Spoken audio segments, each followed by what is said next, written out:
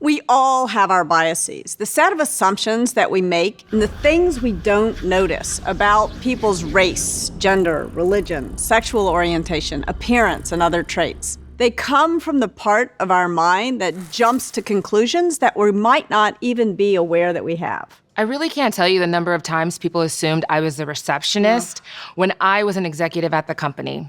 That kind of bias gets in the way of good collaboration, performance, and decision-making. It creates an invisible tax of resentment and frustration. The more frustrated we are, the more silent we are likely to be. And the more silent we are, the less we may be able to do our best work. The good news, though, is bias is not inevitable.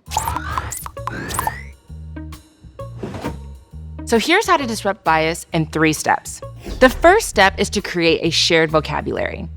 Sometimes bias shows up in big, embarrassing gaffes, but more often it comes out in the little words and phrases we choose, which are packed with assumptions. In meetings especially, these often go unnoticed, or even worse, people notice, but don't know what to say. That's why we recommend coming up with a shared word or phrase that everyone agrees to use to disrupt bias, attitudes, or behaviors.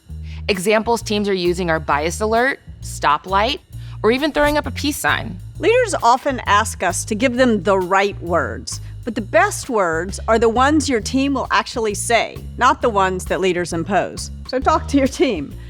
My very favorite is the one that you recommended, Trier, purple flag. When someone says or does something biased, we'll say purple flag, and maybe we'll even wave a purple flag. It's not a red flag, it's a friendly purple flag. It helps us become more aware of our blind spots. Purple flag. Purple flag. Thanks for pointing that out. I've been noticing lately I use a lot of sight metaphors that often portray disabilities like being visually impaired in negative ways, but I'm committed to doing better and working on it. I am too. Another great shared vocabulary trick is to ask members of your team to respond to bias with an I statement. An I statement invites the other person in to understand things from your perspective rather than calling them out.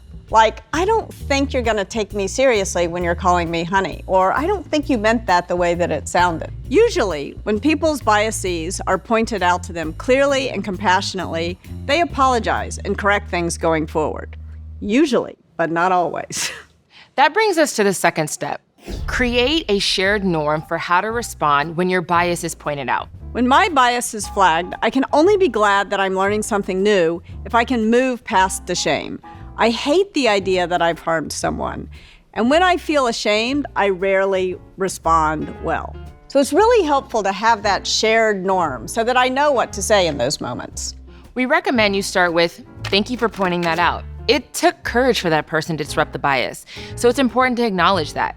Then there are 2 choices on what to say next. 1, I get it, or 2, I don't get it. Could you explain more after the meeting? The other day, you and I were recording a podcast, and I said HR serves 3 masters, and you waved the purple flag. I knew what I had done wrong. Why was I using a slavery metaphor? We hit pause, I thanked you, and we re-recorded. It was no big deal. The thing I love about the purple flag is how efficient it is. Flagging the bias didn't prevent us from getting the work done. In fact, it helps us work together more honestly. It's even harder when I don't know what I did wrong. Once, I asked someone out to lunch. Out came the purple flag. I had no idea why. So I was relieved to know what to say next. Thank you for pointing it out, but I don't get it. Could we talk after the meeting? Afterwards, the person reminded me that they were fasting for Ramadan. It instantly made sense to me, and I discovered something that I could be more aware of. But to get to awareness, I had to move through shame. It was hard to say, I don't get it. The shared norm helped me listen and learn rather than getting defensive. The fact that there was a norm at all reassured me that other people are making similar kinds of mistakes and that we're all learning together. Disrupting bias may start off feeling uncomfortable, but with time and consistency, we can build the stamina we need to push through it. When it becomes routine for us to notice our biases, all of a sudden, they feel less threatening. It's hard to break bias habits, yet we can change the pattern with consistent effort. We've got to be patient with ourselves and with others. Patient and also persistent. Yeah. Which brings us to our last step. Once a team has come up with a shared vocabulary and agrees on the shared norm for how to respond, the team should commit to disrupting bias at least once in every meeting. If bias isn't flagged in a meeting, it doesn't mean there wasn't any bias. It just means either nobody noticed or nobody knew what to say. When we are silent about bias, we reinforce it. And it can't be just the targets of bias who point it out.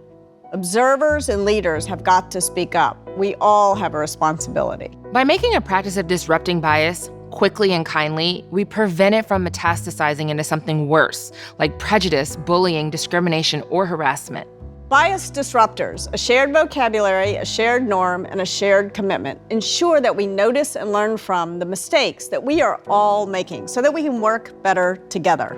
When we collaborate, we use our full capacity as humans to get more done collectively than we could ever dream of accomplishing as individuals. So let's stop letting bias get in the way.